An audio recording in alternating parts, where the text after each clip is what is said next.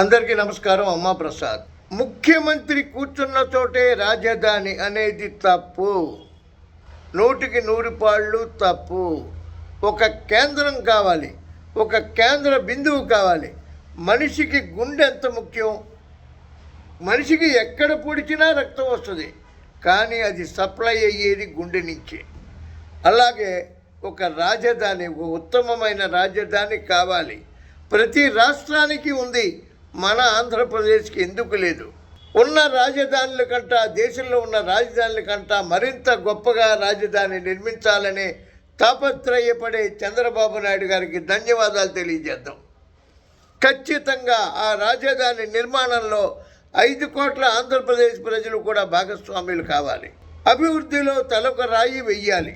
అప్పుడే మనమందరం కూడా నిజమైన ఆంధ్రప్రదేశ్ అభివృద్ధిని కోరుకునే వ్యక్తులు అవుతాం. ప్రతి ఊళ్ళోనూ వెంకటేశ్వర స్వామి గుడి ఉంది. మరి తిరుపతి ఎందుకు వెళ్ళి 18 గంటలు రోజుల తరబడి ఉండి 1000 ప్రయాసలు కోర్చి ఆ స్వామిని దర్శనం చేసుకుంటాం? అలాగే రాజధాని కావాలి. జిల్లాకి కలెక్టర్ ఆఫీస్ ఎంత ముఖ్యమో, ఆంధ్రప్రదేశ్కి సెక్రటేరియట్, అసెంబ్లీ ఎంత ముఖ్యమో, రాజధాని కూడా అంతే ముఖ్యం.